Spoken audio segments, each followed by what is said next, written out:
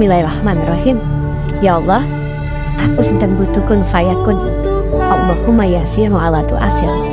Ya Allah, sungguh besar harapan orang tuaku kepadaku. Bantulah aku dan berikan keajaiban dengan terwujudnya nanti. Sungguh aku percaya tidak ada yang mustahil bagimu. Ya Allah, kabulkanlah doa yang setiap hari aku. Izinkan aku membahagiakan orang tuaku dan orang-orang yang menyayangiku.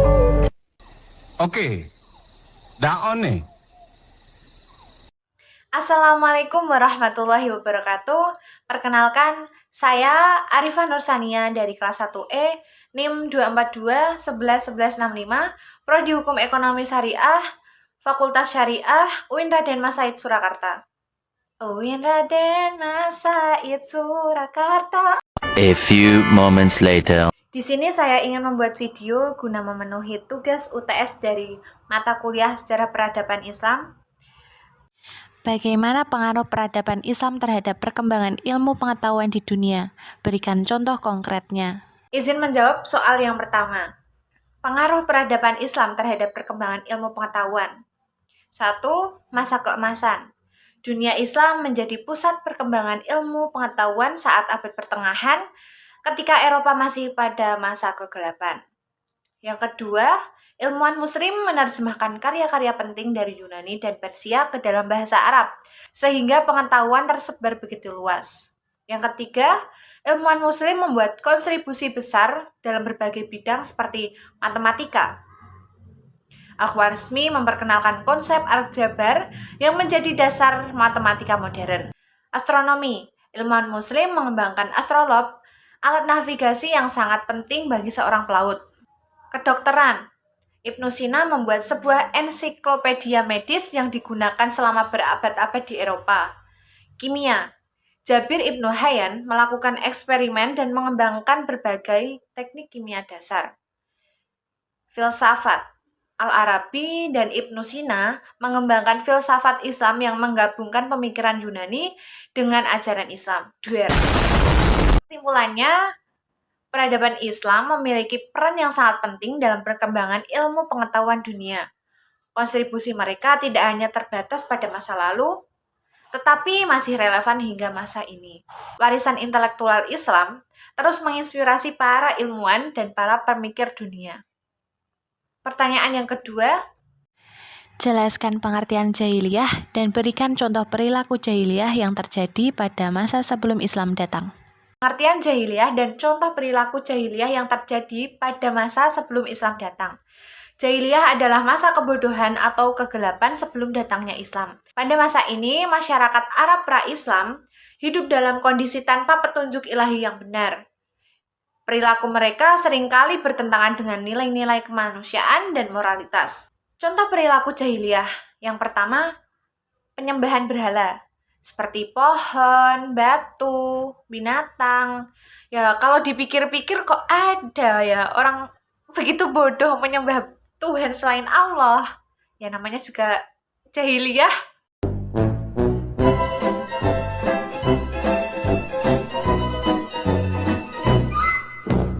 Kedua, diskriminasi terhadap perempuan dan pembunuhan bayi perempuan. Ini terjadi karena perempuan dianggap tidak berguna dan akan selalu di bawah laki-laki. Gak guna gimana, kalian para lelaki, kalau nggak yang lahirin perempuan, yang lahirin siapa? Saya tanya, jawab dong.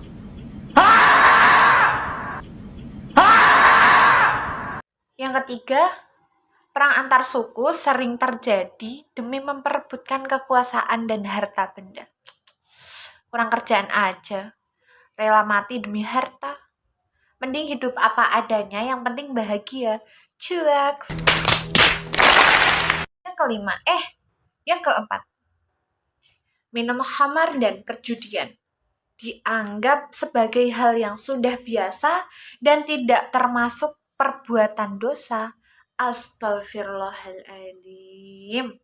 Astaghfirullah Rabbal baraya.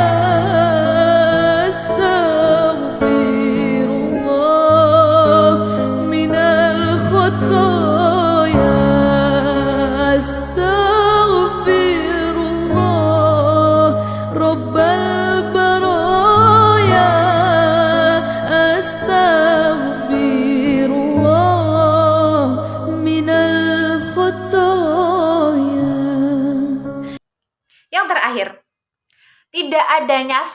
hukum yang jelas, sehingga tidak ada keadilan dan aturan dalam bermasyarakat.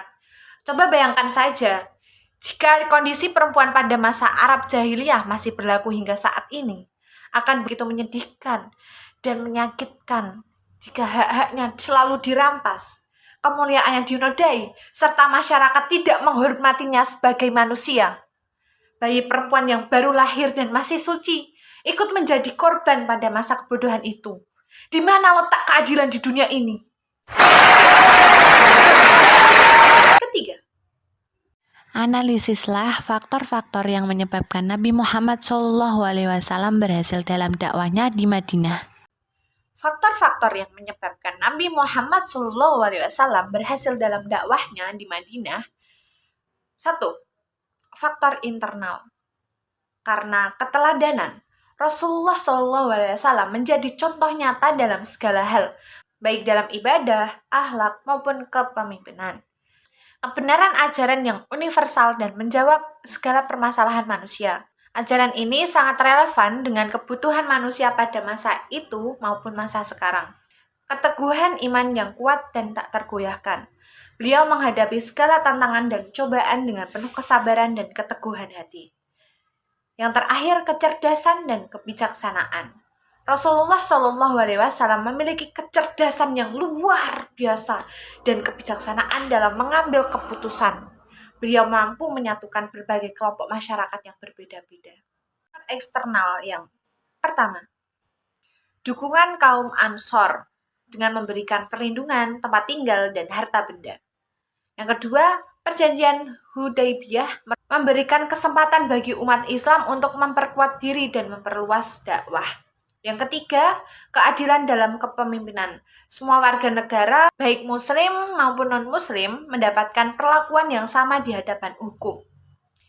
Yang keempat, pembinaan umat dengan membangun masyarakat Islam yang kuat, bersatu, dan mandiri.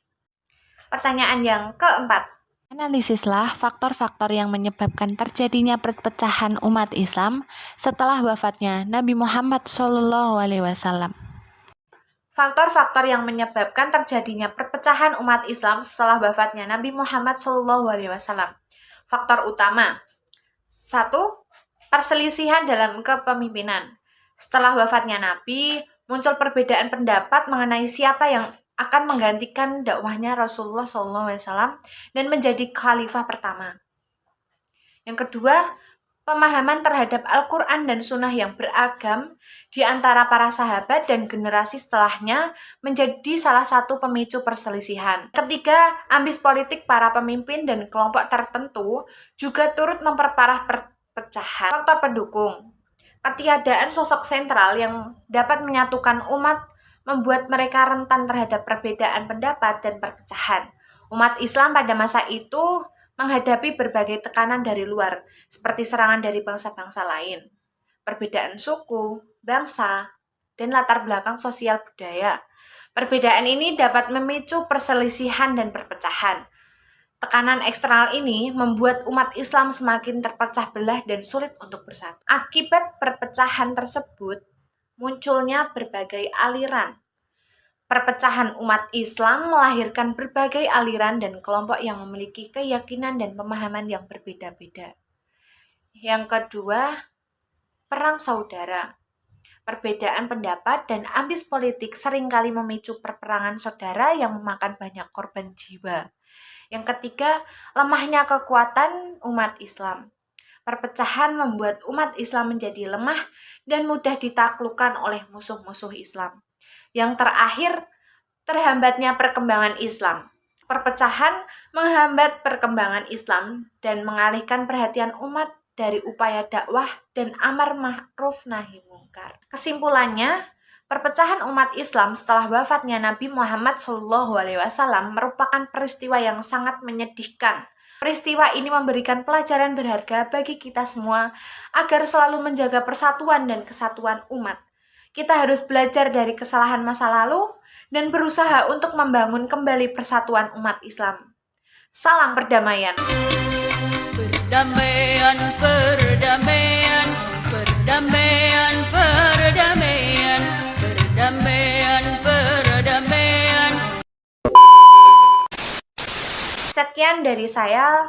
Mohon maaf jika banyak salahnya, namanya juga manusia, nggak ada yang sempurna.